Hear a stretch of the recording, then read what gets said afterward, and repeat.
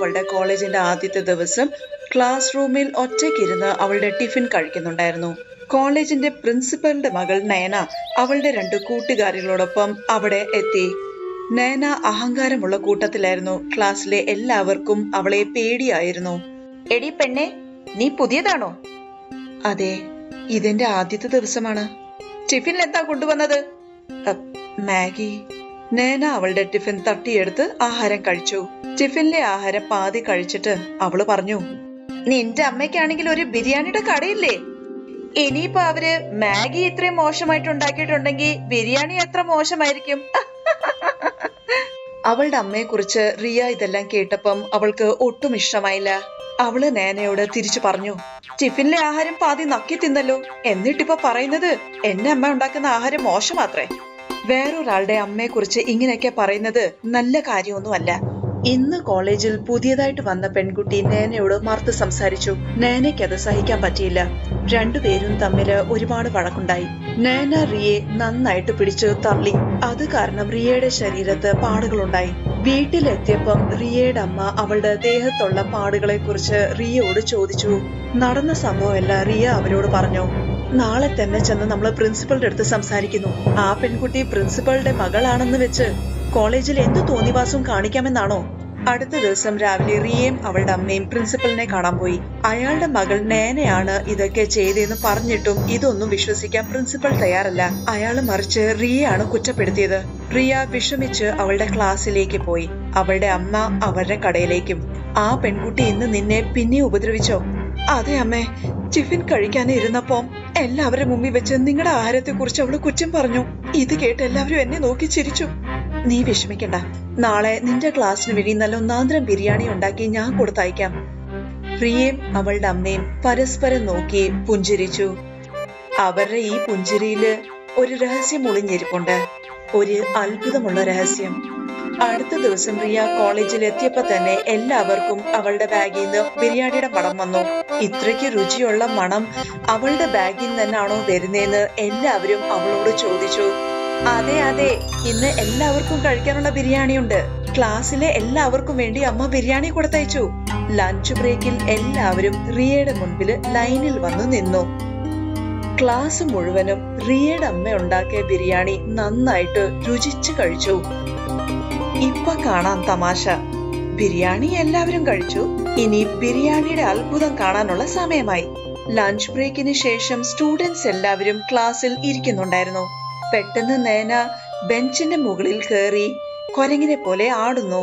റിയയെ ഒരുപാട് കളിയാക്കിയ നയനയും അവളുടെ കൂട്ടുകാരികളും ബെഞ്ചിന്റെ പുറത്ത് കയറിയിരുന്ന് കൊരങ്ങിനെ പോലെ ഡാൻസ് ആടി. നിങ്ങൾ മൂന്നും എന്താ ചെയ്യുന്നേ? വേഗം താഴെ ഇറങ്ങ്. Get out from my class. ഇപ്പൊ തന്നെ പുറത്തു പോകൂ. നേനയും അവളുടെ കൂട്ടുകാരികളും കാണിച്ച കോപ്രായം കണ്ട് എല്ലാവരും ചിരിച്ചു. നേനയെ വീട്ടിലേക്ക് പറഞ്ഞു വിട്ടു. അടുത്ത ദിവസം നേനയ്ക്ക് നാണം കാരണം ആരുടെയും മുഖത്ത് നോക്കാൻ പോലും കഴിഞ്ഞില്ല.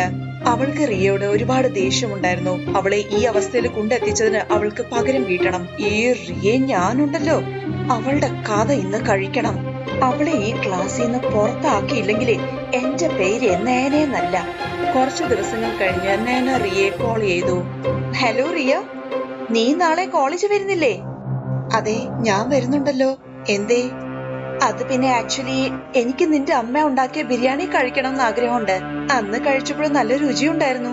ഇനി നിനക്ക് വേണമെന്നുണ്ടെങ്കിൽ അതിനുവേണ്ടി ഞാൻ നിനക്ക് പണം തരാം. കുറച്ചധികം കൊണ്ടുവന്നോളൂ. എനിക്കത് എന്റെ അച്ഛനും കൊടുക്കണമെന്നുണ്ട്. അതിനെന്താ, തീർച്ചയായിട്ടും.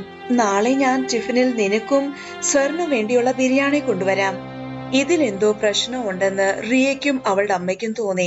അതുകൊണ്ട് റിയയുടെ അമ്മ ഒരിക്കൽ കൂടി അത്ഭുതം ഉപയോഗിച്ച് ബിരിയാണി ഉണ്ടാക്കി അവളുടെ കയ്യില് കോളേജിലേക്ക് പറഞ്ഞു വിട്ടു. നീ എത്തിയല്ലോ, ഇത്രയും നേരം കാത്തിരിക്കാൻ പോലും പറ്റിയില്ല എനിക്ക്. വാ, ഇപ്പൊ തന്നെ ചെന്ന് അച്ഛൻ അത് കൊടുക്കാം. പക്ഷേ പ്രിൻസിപ്പൽ സർ ഈ സമയത്ത് മീറ്റിംഗിലായിരിക്കുമല്ലോ. ഇത്രയും രുചിയുള്ള ബിരിയാണി കഴിച്ച അദ്ദേഹത്തിന്റെ മീറ്റിംഗ് തന്നെ ക്യാൻസൽ ചെയ്യും. നീ നിന്റെ കൈ കൊണ്ട് ബിരിയാണി വിളമ്പിയാ മതി. നിന്റെ ബിരിയാണിയിലുള്ള അത്ഭുതത്തെ കുറിച്ച് അദ്ദേഹം കൂടെ ഒന്ന് അറിയട്ടെ. ചെല്ല്, അദ്ദേഹത്തിനെ പുറത്തേക്ക് വിളിച്ചോണ്ട് വാ. അദ്ദേഹത്തിനെ വിളിക്കാൻ വേണ്ടി റിയ പ്രിൻസിപ്പളുടെ ക്യാബിനിലേക്ക് പോയി. റിയ അകത്തേക്ക് പോകുന്ന കണ്ടപ്പോ നേന പെട്ടെന്ന് പ്രിൻസിപ്പലിനൊരു ബിരിയാണിക്കകത്ത് കുറച്ച് മയക്കുമരുന്ന് ചേർത്തു. പിന്നെ പ്രിൻസിപ്പൽ നേനയും കൂടി അകത്തേക്ക് വിളിപ്പിച്ചു. നൈന, എന്താ പറ്റിയത് മോളെ? നിനക്കറിഞ്ഞൂടെ ഞാനൊരു പ്രധാനപ്പെട്ട മീറ്റിംഗിലാണെന്ന്? അത് പിന്നെ അതെ അച്ഛാ, പക്ഷേ നിങ്ങള് ഒരു പ്രാവശ്യമെങ്കിലും ഈ ബിരിയാണി ഒന്ന് കഴിച്ചു നോക്ക്. കാര്യം എന്താണ് നിങ്ങൾക്കെല്ലാം മനസ്സിലാവും. നല്ല ഒന്നാന്തരം ബിരിയാണി അച്ഛാ, ഞാനും ഇത് കഴിച്ചിട്ടുണ്ട്. നിങ്ങളും റിയയുടെ അമ്മ ഉണ്ടാക്കിയ ബിരിയാണി ഒന്ന് രുചിച്ചു നോക്കണം എന്നാണ് എന്റെ ആഗ്രഹം. പ്രിൻസിപ്പൽ ബിരിയാണി ഒന്ന് രുചിച്ചു നോക്കി. അദ്ദേഹത്തിന് അത് വളരെ ഇഷ്ടമായി. നന്നായിട്ട് രുചിച്ചിട്ടാണ് പ്രിൻസിപ്പൽ ബിരിയാണി കഴിച്ചത്. എന്തെങ്കിലും ഒരു പ്രശ്നം ഉണ്ടാകുമെന്ന് പ്രതീക്ഷിച്ച് നേന കാത്തിരുന്നു. പക്ഷെ അവളുടെ അച്ഛനാണെങ്കിൽ രുചിച്ച് ആ ബിരിയാണി മുഴുവനും കഴിച്ചു. കൊള്ളാം മോളെ, നല്ല ഒന്നാന്തരം ബിരിയാണി, നല്ല രുചിയുണ്ട് ഇതിന്. റിയ മോളെ, തീർച്ചയായും നിന്റെ അമ്മയോട് എന്റെ നന്ദി അറിയിക്കണം കേട്ടോ. പക്ഷേ അച്ഛ, നിങ്ങൾക്ക് എന്താ ഒന്നും തോന്നുന്നില്ലേ? ഞാൻ ഈ ബിരിയാണിക്ക് അടിമയായിരിക്കുക, അത് മാത്രമേ പറയാൻ പറ്റൂ. കാരണം ഇതുപോലൊരു ബിരിയാണി ഇതിനു മുൻപ് ഞാൻ കഴിച്ചിട്ടേ ഇല്ല. ഇന്നാ മോളെ നീ കഴിക്കുക. വാ മോളെ വാ. നേന വേണ്ടെന്ന് പറഞ്ഞിട്ടും പ്രിൻസിപ്പൽ സർ കുറച്ച് ബിരിയാണി അവൾക്ക് കഴിക്കാൻ വായിൽ വെച്ചു കൊടുത്തു. നേനയുടെ വയറ്റിലെന്തോ പ്രശ്നമുണ്ടെന്ന് അവൾക്ക് തോന്നി. ഒരു കൊരങ്ങിനെ പോലെ അവള് ദേഹം മുഴുവനും ചൊറിയാൻ തുടങ്ങി. എന്റെ ദൈവമേ, ഇതെല്ലാം എനിക്ക് എന്തിനാ തോന്നുന്നത്? ഇത് നിങ്ങൾക്ക് സംഭവിക്കേണ്ടതായിരുന്നില്ലേ? നീ എന്താ മോളെ ഈ പറയുന്നത്? നേന ഓടി ടോയ്ലറ്റിനകത്തേക്ക് പോയി. എന്നിട്ട് തിരിച്ചു വന്നിട്ട് കൊരങ്ങിനെ പോലെ ചൊറിഞ്ഞോണ്ട് അച്ഛന്റെ മുമ്പില് എന്തൊക്കെയോ വിളിച്ചു പറഞ്ഞു. ചൊറിയാനുള്ള മരുന്ന് ഞാൻ നിങ്ങളുടെ ആഹാരത്തിലായിരുന്നല്ലോ ഇട്ടത്. പിന്നെന്തിനാ ഇത് എനിക്കുണ്ടാവുന്നേ? നിങ്ങളുടെ മീറ്റിംഗ് എടുത്താൻ വേണ്ടി ചെയ്ത. പക്ഷെ ഇവിടെ ആണെങ്കിൽ എനിക്ക് ഇവിടെ എന്റെ വയറ് ചീത്തയായല്ലോ. നേന ടോയ്ലറ്റിന്റെ അകത്തും പുറത്തുമായിട്ട് ഓടി നടന്ന് സത്യമെല്ലാം തുറന്നു പറഞ്ഞു. നിങ്ങൾ കോളേജിന്റെ പ്രിൻസിപ്പൽ ആയതുകൊണ്ട് ഞാൻ ആ കാര്യം മുതലാക്കിയതാ. നിങ്ങൾക്കറിയത്തില്ല നിങ്ങളുടെ മകള് എത്ര മോശക്കാരിയാണെന്ന്. നേന അത്ഭുത ശക്തികളുള്ള ബിരിയാണി കാരണം സത്യമെല്ലാം തുറന്നു പറഞ്ഞു. ബിരിയാണി തൊട്ട് അവള് കാണിച്ച സാമർഥ്യം വരെ. ഇത് കേട്ടപ്പോ പ്രിൻസിപ്പലിന് ശരിക്കും ദേഷ്യം വന്നു. എന്നിട്ട് നേനെ ഒരുപാട് വഴക്ക് പറഞ്ഞു. പ്രിൻസിപ്പൽ റിയയോട് മാപ്പ് ചോദിച്ചു. എന്നിട്ട് അവളോട് ക്ലാസ്സിലേക്ക് പോകാൻ പറഞ്ഞു. റിയ പുഞ്ചിരിച്ചുകൊണ്ട് അവളുടെ ക്ലാസ്സിലേക്ക് പോയി. പക്ഷെ പ്രിൻസിപ്പൽ അദ്ദേഹത്തിന്റെ മകളുടെ ക്ലാസ് അന്നത്തെ ദിവസം മുഴുവനും എടുത്തു.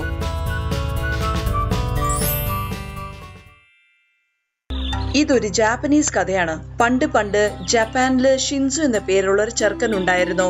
ഷിൻസു ജാപ്പനീസ് അല്ലായിരുന്നു. അവൻ കൊറിയയിലെ ഏതോ ഒരു അനാഥാലയത്തിൽ നിന്ന് ഓടി ജപ്പാനിലേക്ക് വന്നതായിരുന്നു.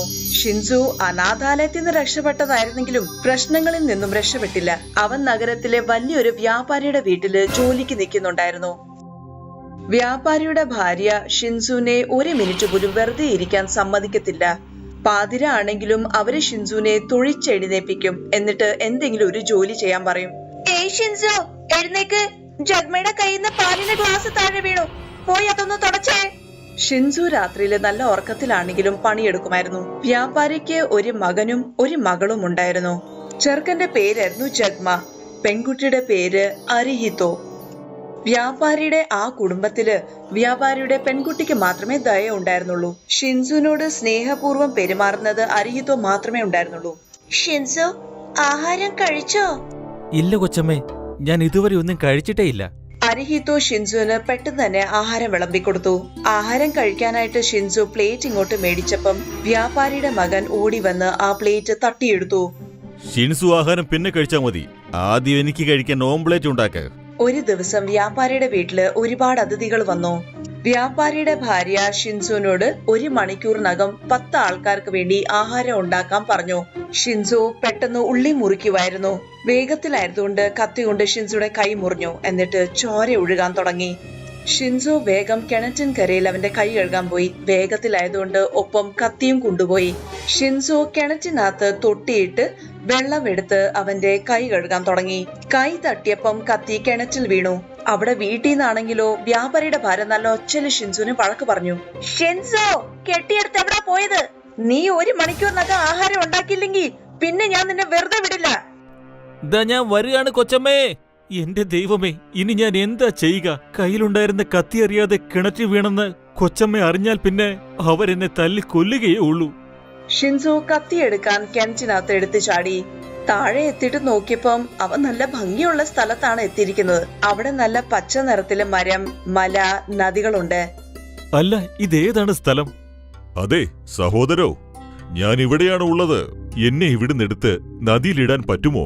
ഞാൻ ഇങ്ങനെ ഇവിടെ കിടന്നാൽ ഒന്നും തന്നെ ശരിയാകില്ല. കല്ലിന് നല്ല ഭാരമുണ്ടായിരുന്നു. എന്നിട്ടും ഷിൻസോ അതിനെ പൊക്കിയെടുത്ത് നദിയുടെ അരികിൽ വെച്ചു. കല്ല് ഷിൻസോനോട് നന്ദി പറഞ്ഞു. ഷിൻസോ കുറച്ചുകൂടെ മുന്നിലേക്ക് പോയി. മുൻപില് ഷിൻസോ ഒരു ഓമ നിൽക്കുന്നതാണ് കണ്ടത്. അതെ സഹോദര, ഈ കപ്പളങ്ങ ഒന്ന് പറിച്ച് താഴേക്കിടാൻ പറ്റുമോ നിനക്ക്? എന്നെ ഒന്ന് സഹായിക്കണേ. എനിക്ക് എന്റെ ഭാരം ഒന്ന് കുറയ്ക്കാൻ വേണ്ടിയാ. ഷിൻസു ഓമയെ കേറി. എന്നിട്ട് അവൻ ഓമയ്ക്ക പറിച്ചു. ഈ കപ്പളങ്ങ ഇവിടെ ഇങ്ങനെ കിടന്ന പിന്നെ ഇത് കേടാവില്ലേ? ഇതുകൊണ്ട് ഞാൻ എന്ത് ചെയ്യാനാ? അടുത്ത് തന്നെ വേറൊരു ഗ്രാമമുണ്ട്.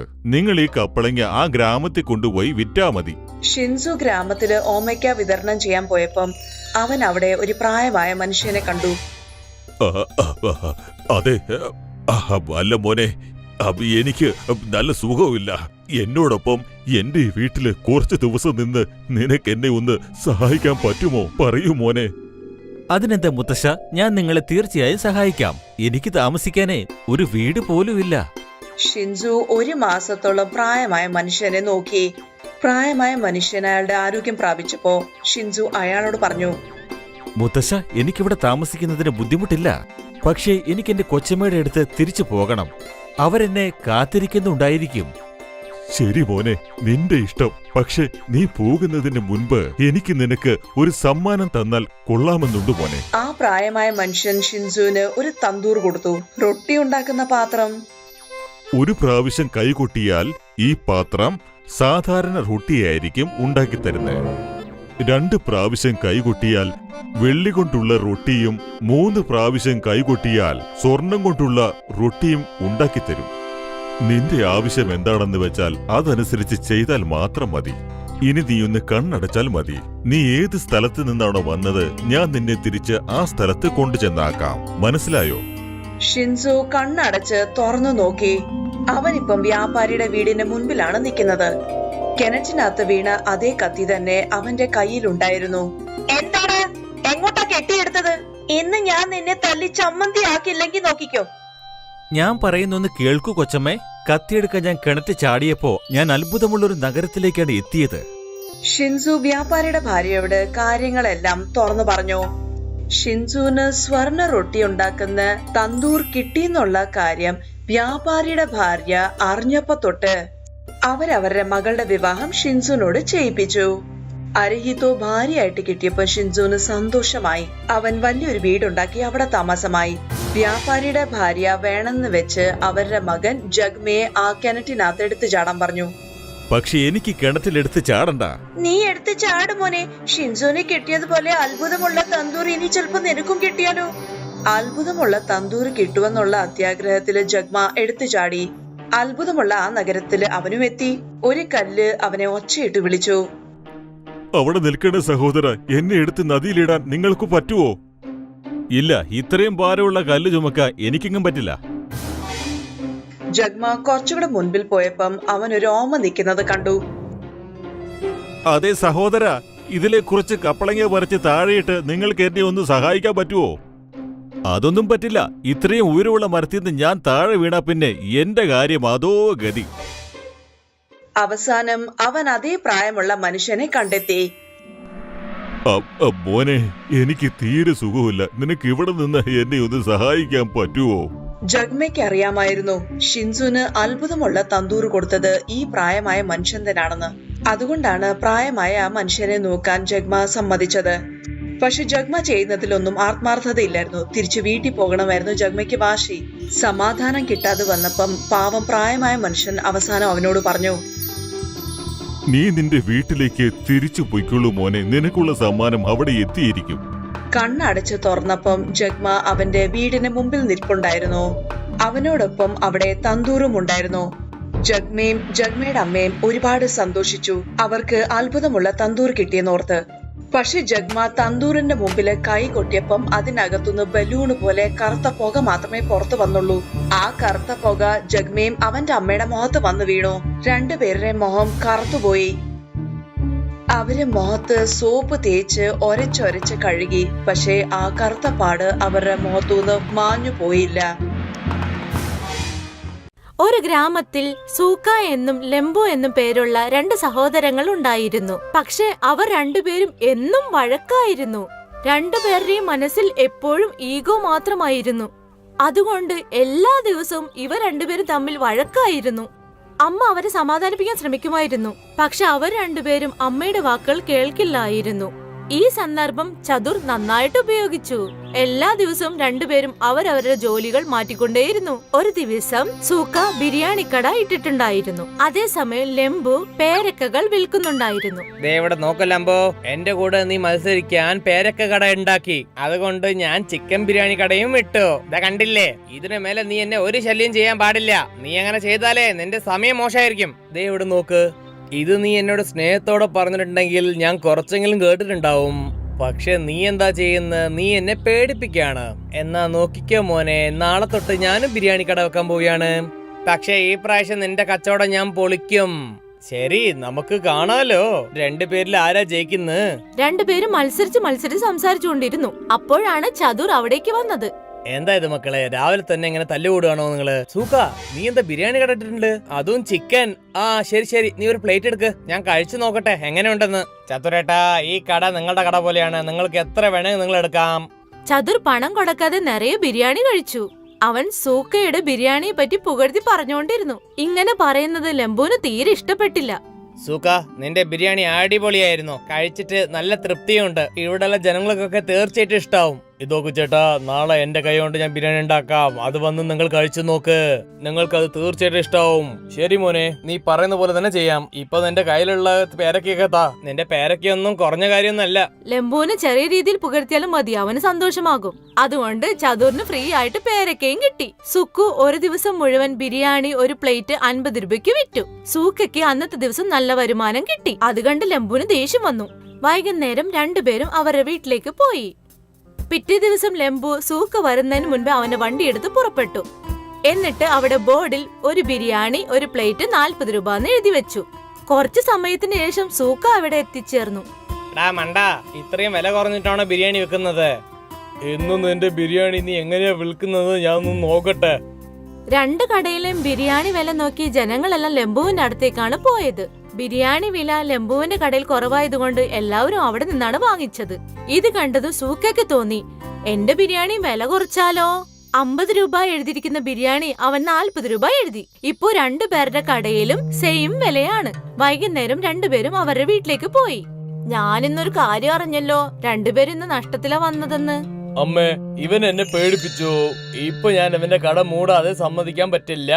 അമ്മേ, നിങ്ങൾക്കൊരു കാര്യം മനസ്സിലായിട്ടില്ലെങ്കിൽ നിങ്ങൾ മിണ്ടാതെ അവിടെ ഇരിക്കണം. ശരി മക്കളെ, ഇനി ഞാൻ ഒന്നും പറയില്ല. നിങ്ങൾ രണ്ടുപേരും എന്തെങ്കിലുമൊക്കെ ചെയ്യ്. ഒരു ദിവസം രാവിലെ ചതുർ സൂക്കയെ കാണാൻ വന്നു. വരൂ ചിത്രേട്ടാ, വന്ന് ഇരിക്കേ. നോക്കു മോനെ, നിനക്ക് കച്ചവടം എങ്ങനെയാണെന്ന് ഞാൻ പറഞ്ഞുതരാം. നീ എന്റെ സ്വന്തമല്ലേ? ചേട്ടാ, ഇത്ര കാലം നിങ്ങൾ പറയുന്നൊക്കെ കേട്ടിട്ടാണ് ഞങ്ങൾ കച്ചവടം ചെയ്യുന്നത്. എന്നാ ഇനി മുതൽ നീ ബിരിയാണി 5 റുപ്യക്ക് വിൽക്ക്. ബിരിയാണി 5 റുപ്യക്ക് വിറ്റാൽ എനിക്ക് ചിക്കൻ പോലും വാങ്ങാൻ പറ്റില്ലല്ലോ. നിനക്ക് നിന്റെ അനിയനെ തോൽപ്പിക്കണ്ടേ, അതുകൊണ്ട് നിന്റെ കൈ കാശിട്ടിട്ട് എല്ലാം സാധനം വാങ്ങിക്കടോ. പക്ഷേ എന്റെ അടുത്ത് പൈസ ഇല്ലല്ലോ ചേട്ടാ. നിന്റെ ചേട്ടനായിട്ട് ഞാൻ എന്തിനാ നിക്കുന്നത്? നിനക്ക് എത്ര പൈസ വേണ്ട ഞാൻ തരാം. നിനക്ക് പൈസ വന്നതിന് ശേഷം എനിക്ക് തന്നാ മതി മോനെ. ചതുർ സൂക്കാക്ക് കടം കൊടുത്തു. അതിനുശേഷം സൂക്ക ഒരു പ്ലേറ്റ് ബിരിയാണി 5 രൂപ എന്ന് എഴുതി വെച്ചു. സൂക്കയുടെ ബിരിയാണിക്ക് വേണ്ടി ജനങ്ങൾ ക്യൂവിൽ നിന്നു. ടോക്കൺ കയ്യിൽ വെച്ച് അവർ വെയിറ്റ് ചെയ്തു ബിരിയാണിക്ക് വേണ്ടി. ലെംബുവിന് ഇത് കണ്ട് വിഷമമായി. അപ്പോഴാണ് ചതുർ അവിടേക്ക് വന്നത്. എന്താ പറ്റി ലംബോ, നീ എന്തിനെങ്ങനെ വിഷമിക്കുന്നേ? സങ്കടം എന്റെ മുമ്പ് തന്നെ നിൽക്കുന്നുണ്ട്. പിന്നെ കാരണം എന്താ നിങ്ങൾ ചോദിക്കുന്നത്? ഇങ്ങനെ പറയല്ലേ. എന്നാ നീ ഒരു പ്ലേറ്റിന് ബിരിയാണിക്ക് 5 റുപ്യക്ക് വിൽക്ക്. എന്റെ അടുത്ത് അത്ര കാശൊന്നും ഇല്ല ചേട്ടാ. ഈ സൂക്കൊക്കെ എങ്ങനെയാണ് കാശ് കിട്ടിയെന്ന് എനിക്ക് മനസ്സിലാവുന്നില്ല. നീ വിഷമിക്കണ്ട മോനെ, നിനക്കുള്ള കടം ഞാൻ തരാം. നീയും 5 റുപ്യക്കുള്ള ബിരിയാണി വിൽക്കാൻ തുടങ്ങ്. ചതുർ ലെംബുവിനും കടം കൊടുത്തു. അതിനുശേഷം രണ്ടുപേരും ബിരിയാണി 5 രൂപയ്ക്ക് വിൽക്കാൻ ആരംഭിച്ചു. വരൂ, ചിക്കൻ ബിരിയാണി കഴിക്കാൻ വരൂ. അതിന്റെ വില 5 റുപ്യയാണ്. ഒരു പ്ലേറ്റിൽ 4 കഷ്ണം ചിക്കൻ ഉണ്ടാവും. വരൂ, നല്ല ബിരിയാണി, സ്വാദുള്ള നല്ല ചൂടുള്ള ചിക്കൻ ബിരിയാണി, 5 റുപ്യുള്ള ബിരിയാണി, 5 റുപ്യ പ്ലേറ്റുള്ള 5 പീസുള്ള ബിരിയാണി. അവര് രണ്ടുപേരും തമ്മിലുള്ള മത്സരം ജനങ്ങൾക്ക് ഭയങ്കര സഹായമായി. 5 രൂപയുടെ ബിരിയാണി എല്ലാരും വാങ്ങിക്കഴിച്ചു. അതുകൊണ്ട് ഉച്ചയോടെ ബിരിയാണിയെല്ലാം കാലിയായി രണ്ടുപേരും വീട്ടിലേക്ക് പോയി. ഇന്ന് എത്ര കാശ് സമ്പാദിച്ചു? രണ്ടുപേരും അവരുടെ അമ്മയോട് സത്യങ്ങളെല്ലാം തുറന്നു പറഞ്ഞു. ശരി, നിങ്ങൾക്ക് രണ്ടുപേർക്കും പണം തന്നത് ചതുറാണോ? രണ്ടുപേരും ഒന്ന് മനസ്സിലാക്കിക്കോ, ചതുർ എന്താണ് ചെയ്തതെന്ന്. അമ്മേ, ഞങ്ങളോട് ക്ഷമിക്കണം അമ്മേ. അതെ അമ്മേ, ഇനി ഞങ്ങൾ രണ്ടുപേരും വഴക്ക് കൂടില്ല. ഞങ്ങൾ രണ്ടുപേരും എത്ര വഴക്കുണ്ടാക്കുന്നോ അത് മറ്റുള്ളവർ നന്നായിട്ട് ഉപയോഗിക്കുന്നുണ്ട് അമ്മേ. അതെ അമ്മേ, ഇന്ന് ഞങ്ങൾക്ക് അത് നന്നായിട്ട് മനസ്സിലായി. ഇനി മുതൽ ഞങ്ങൾ നന്നായിട്ട് ഉണ്ടായിക്കോളാം. ആ ചത്തുറിന് ഞങ്ങൾ ഒരു പണി കൊടുത്തിട്ടേ പറ്റൂ. അതിനുശേഷം രണ്ടുപേരും ഒരു കടയിൽ ബിരിയാണി ഉണ്ടാക്കി. എന്നിട്ട് കടയ്ക്ക് പേരിട്ടു ലെംബു സൂക്ക ചിക്കൻ ബിരിയാണി. പിറ്റേ ദിവസം രാവിലെ അവർ രണ്ടുപേരും അവിടെ എത്തി. ചതുർ അവിടെ എത്തി അവരെ കണ്ടതും അത്ഭുതപ്പെട്ടു. അവരും രണ്ടുപേരും തമ്മിലുള്ള ഒത്തൊരുമ കണ്ടിട്ട് ഇനി ഇവിടെ നിന്നിട്ട് ശരിയാവില്ല, ഓടിപ്പോകാമെന്ന് കരുതി. സുഹൃത്തുക്കളെ, ഇതിൽ നിന്ന് നമുക്ക് കിട്ടുന്ന പാഠം നമ്മൾ എപ്പോഴും ഐക്യത്തോടെ ഇരിക്കണം. അങ്ങനെ ഒത്തൊരുമിച്ചിരുന്നില്ലെങ്കിൽ മറ്റുള്ളവർ അവരുടേതായ രീതിയിൽ അതെല്ലാം പ്രയോജനപ്പെടുത്തും. അതുപോലെ മുഖസ്തുതി പറയുന്നവന് വിശ്വസിക്കരുത്. അങ്ങനെ ചെയ്താൽ ജീവിതം നാശമാകും. അബ്ദുൾ ഒരു നല്ല പാചകക്കാരനായിരുന്നു. അയാൾക്ക് സുൽത്താൻ മിയയുടെ ഹോട്ടലിൽ തന്തൂരി ഉണ്ടാക്കുന്ന ജോലിയായിരുന്നു. എനിക്കൊരു തന്തൂരി പാർസലാക്കൂ. ഇപ്പൊ തരാം. അബ്ദുള്ളക്ക, നിങ്ങളുടെ കൈകൊണ്ട് ഉണ്ടാക്കുന്ന തന്തൂരി സൂപ്പറാണ്. ഞാൻ പല ഹോട്ടലുകളിലും തന്തൂരി കഴിച്ചിട്ടുണ്ട്. പക്ഷേ നിങ്ങളുടെ കൈപുണ്യം വേറെ ആർക്കും ഞാൻ കണ്ടിട്ടേ ഇല്ല. നന്ദി. എൻ്റെ തന്തൂരി നിങ്ങൾക്ക് ഇഷ്ടപ്പെട്ടല്ലോ. എനിക്കത് കേട്ടാൽ മതി. അബ്ദുൾ വർഷങ്ങളായി ആ ഹോട്ടലിൽ ജോലി ചെയ്തുകൊണ്ടിരിക്കുന്നു. പ്രശ്നങ്ങളില്ലാതെ എല്ലാം നടന്നുകൊണ്ടിരുന്നു. പിന്നീട് ഒരു ദിവസം സുൽത്താൻ മിയയുടെ മകൻ അഫ്സൽ ഹോട്ടലിന്റെ ചുമതല ഏറ്റെടുത്തു. സാർ, നിങ്ങളുടെ ഹോട്ടലിലെ തന്തൂരി സൂപ്പറാണ്. ആ എനിക്കറിയാം. പല കസ്റ്റമേഴ്സും അബ്ദുള്ളയുടെ തന്തൂരിയെ കുറിച്ച് പറയുന്നുണ്ട്. അത് കേട്ടപ്പോൾ അബ്ദുൾ സന്തോഷിച്ചു. അഫ്സലിന്റെ മനസ്സിലുണ്ടായിരുന്ന കണക്കുകൂട്ടലുകളെ കുറിച്ച് അയാൾ അറിഞ്ഞിട്ടുണ്ടായിരുന്നില്ല. തന്തൂരി കൗണ്ടർ വലുതാക്കണമെന്ന് അഫ്സൽ തീരുമാനിച്ചിട്ടുണ്ടായിരുന്നു. വേറെയും ചില പാചകക്കാരെ അവിടെ നിയമിക്കണം എന്നും. അബ്ദുള്ളക്ക, നിങ്ങൾ വേറെയും 1-2 പേർക്ക് നിങ്ങളെപ്പോലെ തന്തൂരി ഉണ്ടാക്കാൻ പഠിപ്പിച്ചു കൊടുക്കണം. എന്താണെന്ന് വെച്ചാൽ, ഞാൻ തന്തൂരി കൗണ്ടർ വലുതാക്കാൻ പോവുകയാണ്. അപ്പോഴേ എനിക്ക് നിറയെ ഓർഡർ വരികയുള്ളൂ. തീർച്ചയായും ഞാൻ എല്ലാ പാചകക്കാരനും പറഞ്ഞു കൊടുക്കാം. അത് കേട്ട് അഫ്സൽ സന്തോഷിച്ചു. കുറച്ചു ദിവസത്തിനു ശേഷം തന്തൂരി കൗണ്ടർ വലുതായി. വേറെയും 2 പാചകക്കാരെ കൗണ്ടറിൽ നിയമിച്ചു, അൽത്താഫും അർബാസും. ഞാൻ ചെയ്യുന്നത് ശ്രദ്ധിച്ച് കണ്ടുപിടിക്കണം. എന്നെപ്പോലെ നന്നായി തന്തൂരി ഉണ്ടാക്കിയാൽ കസ്റ്റമേഴ്സ് നിങ്ങളെയും അഭിനന്ദിക്കും. അബ്ദുൾ 2 പേർക്കും തന്തൂരി രുചിയായിട്ടുണ്ടാക്കാൻ പഠിപ്പിച്ചു കൊടുത്തു. ചില ദിവസങ്ങൾക്കകം അവർ 2 പേരും തന്തൂരി നന്നായിട്ടുണ്ടാക്കാൻ പഠിച്ചു. എനിക്ക് വിശ്വാസമുണ്ട്, പകലിൽ ഈ ഹോട്ടലിൽ 2 മടങ്ങും രാത്രിയിൽ 4 മടങ്ങും ബിസിനസ് നടക്കും. നിങ്ങളുടെ വാക്ക് ബലിക്കട്ടെ അബ്ദുള്ളക്ക. അബ്ദുൾ നല്ല മനസ്സോടെ പുതിയ 2 പേർക്കും തന്തൂരി ഉണ്ടാക്കുന്നത് പഠിപ്പിച്ചു കൊടുത്തു. പക്ഷെ അഫ്സൽ വളരെ തന്ത്രശാലിയായിരുന്നു. അവന്റെ മനസ്സിൽ പണം ഉണ്ടാക്കണമെന്ന വിചാരമേ ഉണ്ടായിരുന്നുള്ളൂ. അതുകൊണ്ട് അവൻ ഒരു പുതിയ പോൾട്രിക്കാരനുമായി കച്ചവടം സംസാരിച്ചു. ആ പോൾട്രിക്കാരൻ ചത്തുപോയ കോഴികളെ കുറഞ്ഞ വിലയ്ക്ക് അഫ്സലിന് വിറ്റുകൊണ്ടിരുന്നു. അങ്ങനെ അഫ്സലിന്റെ വ്യാപാരം വർദ്ധിച്ചു. തന്തൂരി കൗണ്ടർ വലുതായതുകൊണ്ട് കസ്റ്റമേഴ്സും കൂടുതൽ വരാൻ തുടങ്ങി. എല്ലാം നന്നായി നടന്നുകൊണ്ടിരുന്നു. എന്നാൽ ഒരു ദിവസം അബ്ദുൾ പകലും രാത്രിയും ജോലി ചെയ്തുകൊണ്ടിരുന്നപ്പോൾ ഹോട്ടലിന്റെ ഉടമ സുൽത്താൻ അവിടേക്ക് വന്നു. മോനെ അഫ്സലെ, ഹോട്ടൽ എങ്ങനെ നടക്കുന്നു? നന്നായി നടക്കുന്നുണ്ട്. അതുപോട്ടെ, നീ കോഴി വാങ്ങുന്ന സ്ഥലം മാറ്റി എന്നാണല്ലോ കേട്ടത്. അതെ വാപ്പ, ഈ പുതിയ കോഴിക്കടക്കാരൻ കുറഞ്ഞ വിലയിൽ കോഴി സപ്ലൈ ചെയ്യുന്നുണ്ട്. അതെയോ? അതെങ്ങനെ? കാരണം അതെല്ലാം ചത്തുപോയ കോഴികളാണ് വാപ്പ. എന്റെ അള്ളാ, നീ എന്തിനാ ഈ അന്യായം ചെയ്യുന്നത്? ഇത് പാവമാണ്. അങ്ങനെയൊന്നും ചെയ്യരുത്. നമ്മൾ കൊടുക്കുന്ന തന്തൂരി കഴിച്ചിട്ട് ആർക്കെങ്കിലും സുഖമില്ലാതെ ആയാൽ അള്ളാവും നമുക്ക് ഒരിക്കലും മാപ്പ് തരില്ല മോനെ. അങ്ങനെയൊന്നും നടക്കില്ല വാപ്പ. എല്ലാ ഹോട്ടലുകാരും അങ്ങനെയാണ് ചെയ്യുന്നത്. എന്റെ ഫ്രണ്ട്സിന്റെ ഹോട്ടലിലൊക്കെ ഇതാണ് ചെയ്യുന്നത്. ഇതുവരെ ആർക്കും അസുഖം വന്നിട്ടില്ല, ഇനി വരാനും പോകുന്നില്ല.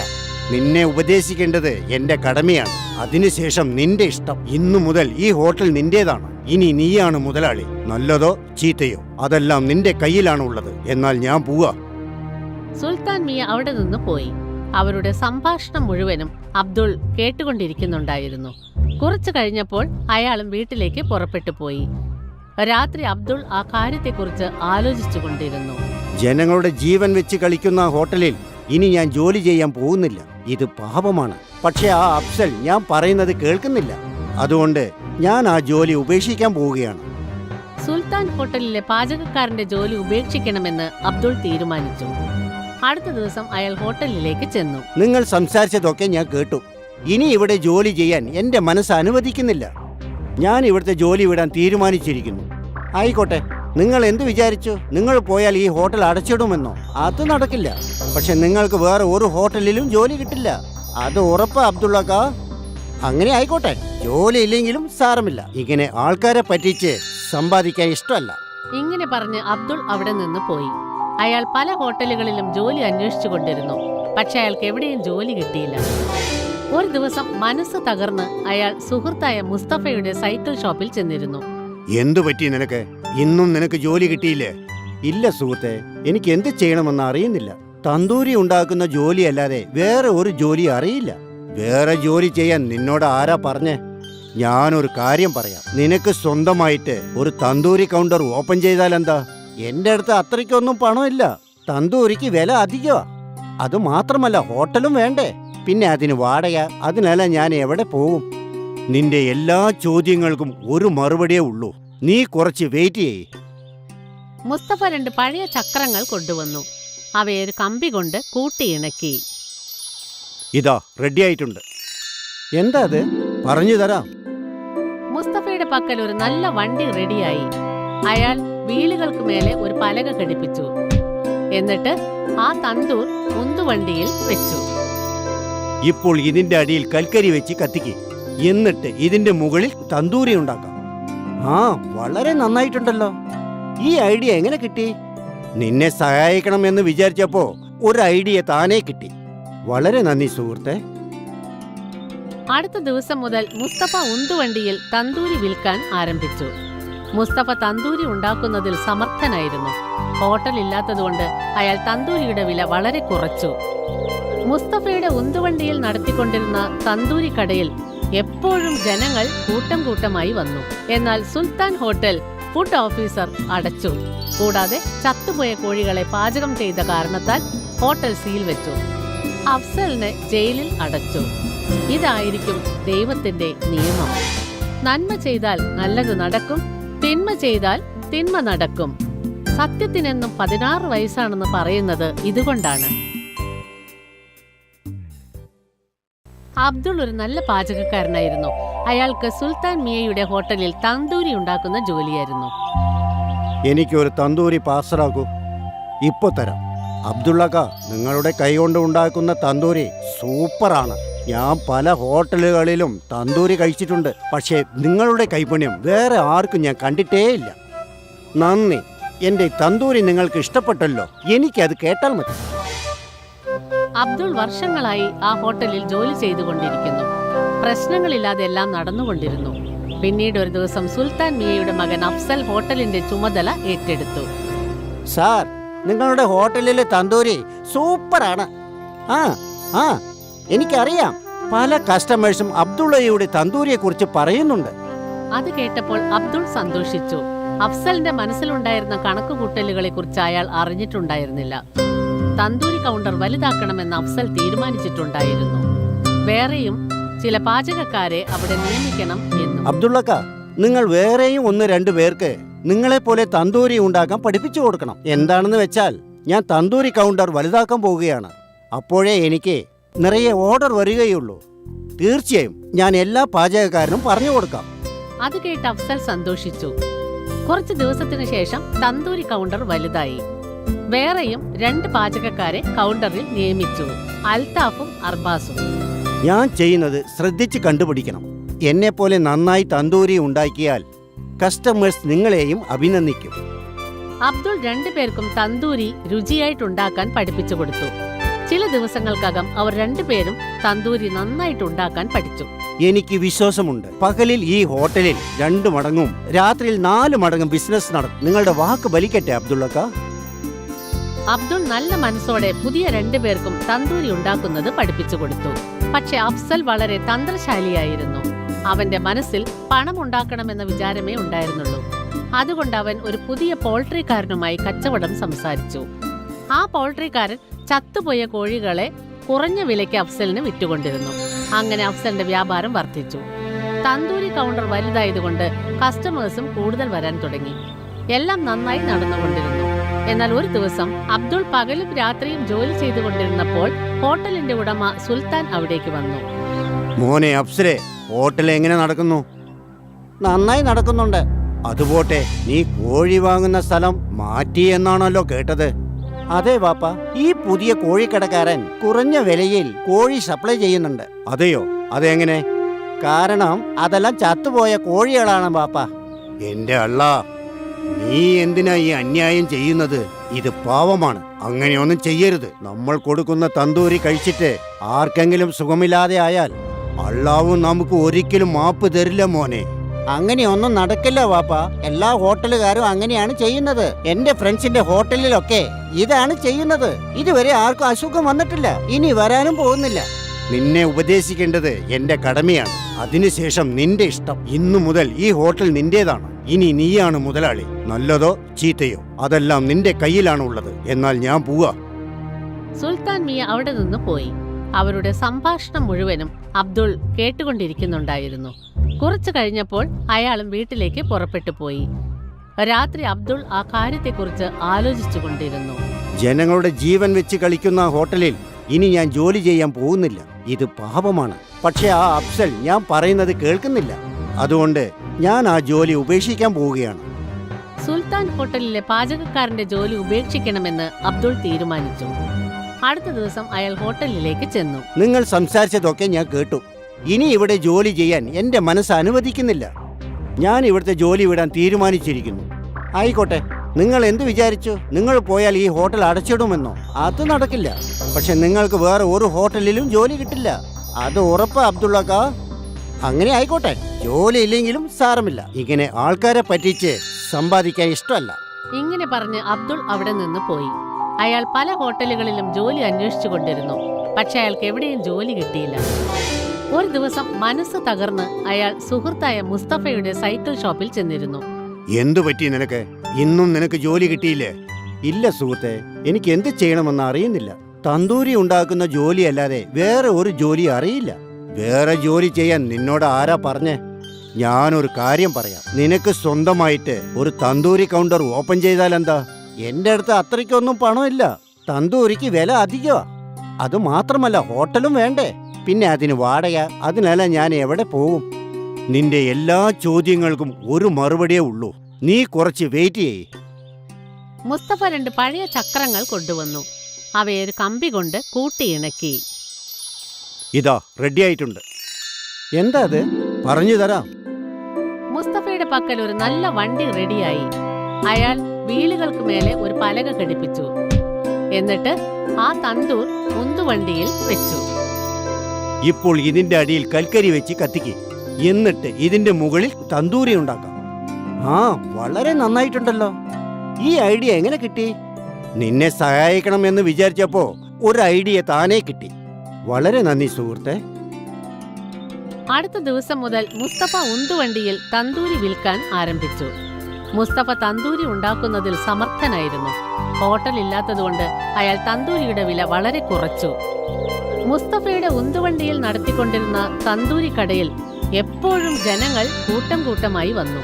എന്നാൽ സുൽത്താൻ ഹോട്ടൽ ഫുഡ് ഓഫീസർ അടച്ചു. കൂടാതെ ചത്തുപോയ കോഴികളെ പാചകം ചെയ്ത കാരണത്താൽ ഹോട്ടൽ സീൽ വെച്ചു. അഫ്സലിനെ ജയിലിൽ അടച്ചു. ഇതായിരിക്കും ദൈവത്തിന്റെ നിയമം. നന്മ ചെയ്താൽ നല്ലത് നടക്കും, തിന്മ ചെയ്താൽ തിന്മ നടക്കും.